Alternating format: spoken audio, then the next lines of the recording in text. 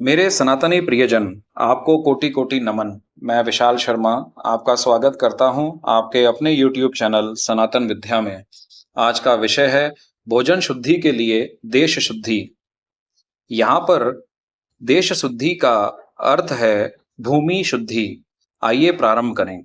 जिस देश यानी भूमि में अन्न उत्पन्न होता है या पकाया जाता है और बैठकर खाया जाता है, उस देश के भी गुण दोष भोजन में आ जाते हैं। अतः इन तीनों दृष्टियों से देश यानी भूमि शुद्धि पर यहाँ विचार किया जाएगा।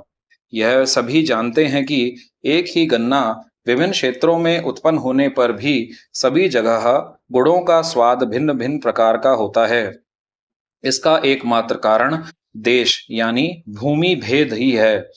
चिकनी तथा काली मिट्टी में उत्पन्न अन्न, शाक, गुड़ आदि पदार्थों में अधिक स्वाद, रस और शक्ति होती है। यह अनुभव करके देखा जा सकता है। इसी देश वैचित्र्य विज्ञान के आधार पर शास्त्रकार ऊसर, बांबी तथा शमशान में उत्पन्न औषधियों के ग्रहण का निषेध करते हैं तथा सात्विक हिमालय पर्वत में उत्पन्न औषधियों के ग्रहण का विधान करते हैं। अतः अन्न भी वही ग्रहण करना चाहिए जो भूमि शुद्ध हो। इस दृष्टि से पवित्र गंगा आदि नदियों के कच्छारों में उत्पन्न अन्न सबसे अधिक शुद्ध होता है। चौका। जिस देश भूमि में भोजन का पाक किया जाए वह देश पवित्र होना चाहिए।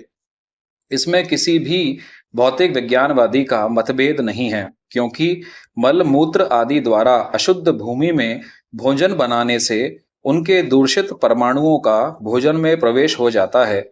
इसके लिए शास्त्रकारों ने खूब विचार कर चौके में भोजन बनाने का विधान किया है।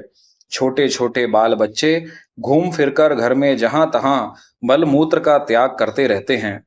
ऐसी दशा में पूरे घर को लीप पोत कर प्रतिदिन पवित्र रखना संभव नहीं है। हाँ, एक छोटा सा चौका यानी रसोई घर प्रतिदिन लीप पोत कर पवित्र रखा जा सकता है और छोटे बाल बच्चों को वहां जाने से रोककर भी रखा जा सकता है।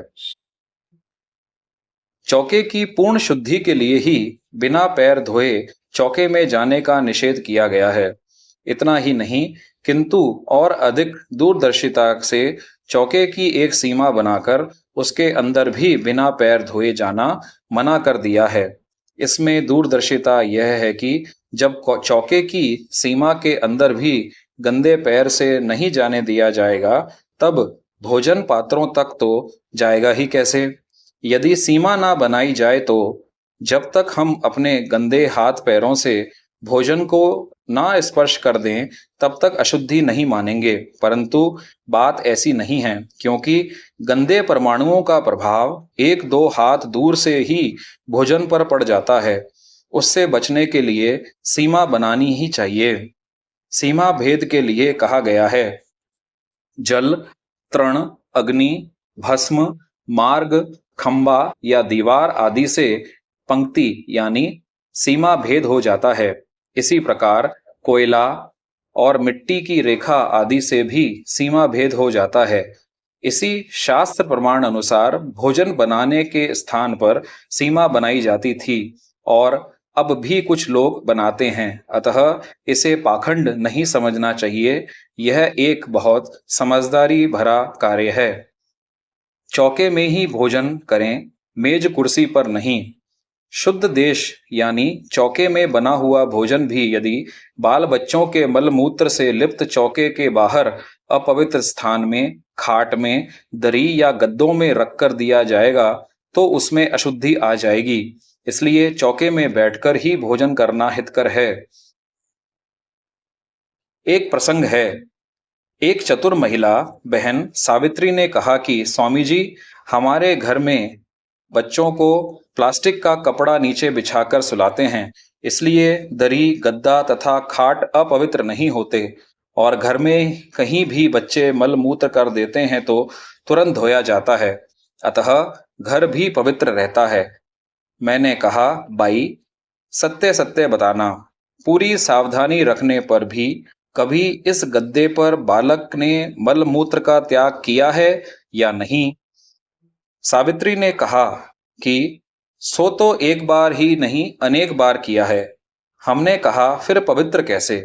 तुम्हारे घर पक्के हैं, उन्हें धोया जा सकता है, किंतु कच्चे घरों में तो बच्चे मूत्र करते हैं, तुरंत जमीन सोख लेती है। अतः चौके की प्रथा ही निर्दोष है और पवित्र है। कुछ लोगों का कहना है कि मेज प्रतिदिन साफ की जा सकती है, इसलिए मेज कुर्सी पर बैठकर भोजन करना हानिकारक नहीं है। इस पर निवेदन है कि कुर्सी पर बैठकर भोजन करने पर पैर नीचे लटकाकर रखने पड़ते हैं। इससे नाभि से संबंधित नीचे भाग की सभी धमनियां तनी हुई रहती हैं। इसका पाचन क्रिया पर बहुत बुरा प्रभाव पड़ता है, जिससे शारीरिक हानि होती है। मेज कुर्सी पर बैठकर भोजन करने के लिए एक अलग कमरे की आवश्यकता पड़ती है। परोसने के लिए अतिरिक्त व्यक्ति की आवश्यकता पड़ती है। इसके लिए और इस कमरे में तथा मेज कुर्सी की सफाई आदि के लिए नौकर रखा जाए तो आर्थिक हानि होती है। यदि ये सभी काम स्त्रियों से ही कराए जाएं तो उन पर अनावश्यक अधिक कार्यभार लादना पड़ता है। मेज कुर्सी बनवाने में सैकड़ों हजार रुपए व्यर्थ नष्ट करने पड़ते हैं। इन सब हानियों से बचने के लिए चौके की प्रथा यानी रसोई घर की प्रथा ही पालन करना चाहिए। घर पर आए 10 से 20 मेहमानों के लिए बाहर से मंगाकर या किराए पर मेज और कुर्सियां लानी पड़ती हैं। विवाह, भोज आदि में सैकड़ों हजारों मनुष्यों को भोजन कराने के लिए सैकड़ों हजारों मेज और कुर्सियां तथा उन पर बिछाने के लिए सैकड़ों हजारों वस्त्रों का किराए पर लाना तथा परोसने के लिए उनके कार्यकर्ताओं को वेतन देना कितना महंगा पड़ता है। इस विषय पर हमारे एक अनुभवी मित्र परमेश्वर दयाल जी ने बताया कि भोजन में जितना पैसा लगता है उसकी अपेक्षा भी दुना पैसा यानी दुगना पैसा मेज कुर्सी की इस आधुनिक कुप्रथा में लगता है। इसलिए धर्मशास्त्रों ने आसंदी यानी सिंहासन, मेज, कुर्सी में भोजन करना निषेध किया है, भोजन करना मना किया है। आपने अपना बहुमूल्य समय दिया, उसके लिए आपका बहुत बहुत साधुवाद। हर हर महादेव।